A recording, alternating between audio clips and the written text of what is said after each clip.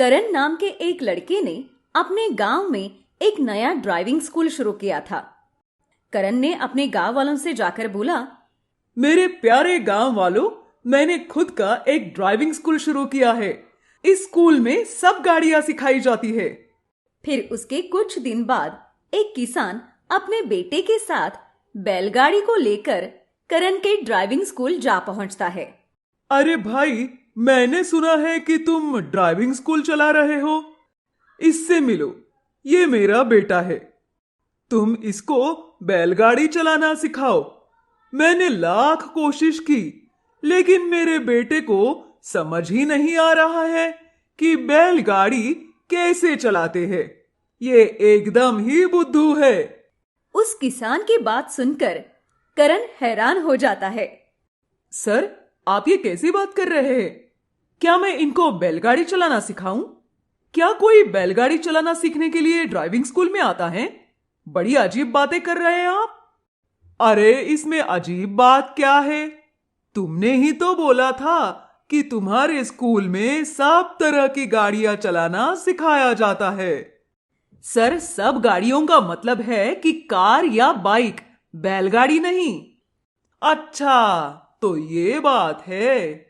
जब तुमने कहा था कि तुम सब तरह की गाड़ियां चलाना सिखाते हो, तो मुझे ऐसा लगा कि तुम हर तरह की गाड़ियां चलाना सिखाते हो।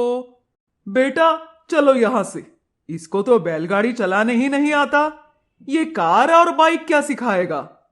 दूसरा एक लड़का करण के ड्राइविंग स्कूल में आकर बोलता है, सर, मैंने बहुत कोशिश की, लेकिन मैं अपनी गाड़ी पर संतुलन नहीं बना पा रहा हूँ। संतुलन बनाने की छोड़िए, मैं अपनी गाड़ी को 1 इंच भी आगे नहीं चला पा रहा हूँ। आप कुछ भी कीजिए, लेकिन मुझे मेरी गाड़ी को चलाना सिखाइए। करण बहुत खुश होकर बोला, अरे सर, मैंने तो आप जैसे लोगों के लिए ही ड्राइविंग स्कूल खोला है। आइए, हम आपकी गाड़ी देखते हैं। जैसे ही दोनों बाहर निकलते हैं तो करण को वहां एक साइकिल नजर आती है। उस साइकिल को देखते ही करण परेशान हो जाता है। अच्छा, तो अब मैं तुम्हें साइकिल चलाना सिखाऊं? अरे, परसों एक आदमी बैलगाड़ी सिखाने के लिए मुझे पूछता है, और आज तुम साइकिल लेकर आ गए। ये बोलकर करण अपना सर पकड़ लेता है। बहुत सोचने के बाद करण ये फैसला करता है, अब ऐसा नहीं चलेगा। अब मुझे एक बोर्ड बनवाना पड़ेगा जिस पर लिखा होगा कि यहाँ सिर्फ कार और बाइक चलाना सिखाया जाता है। नहीं तो लोग यहाँ ट्रैक्टर, हवाई जहाज और पता नहीं क्या क्या सीखने आ जाएंगे।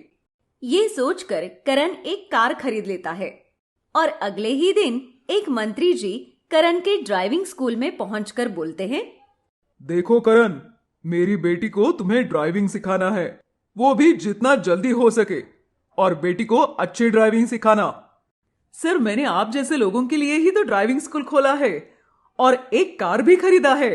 कल सुबह आप अपनी बेटी को मेरे ड्राइविंग स्कूल में भेज दीजिए। मैं उनको 1 सप्ताह में ही ड्राइविंग सिखा दूंगा।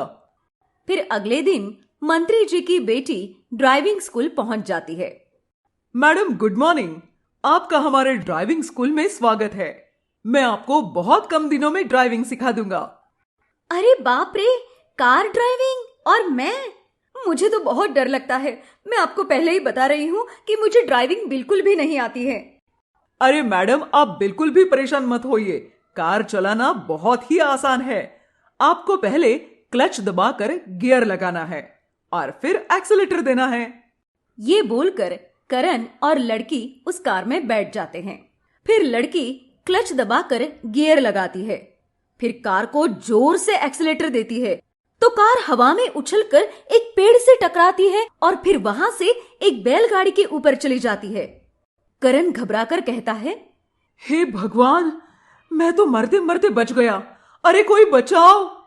वो मंत्री की बेटी करण से आकर पूछती है, करण, आप ठीक तो है ना? Are you all right? Karan गुस्से में आकर उसे बोलता है, आप मंत्री जी की बेटी हो, इसलिए कुछ नहीं बोल रहा हूं। इस समय अंग्रेजी जरूरी है क्या? लेकिन गलती आपकी नहीं, मेरी है। मुझे ड्राइविंग स्कूल ही शुरू नहीं करना चाहिए था।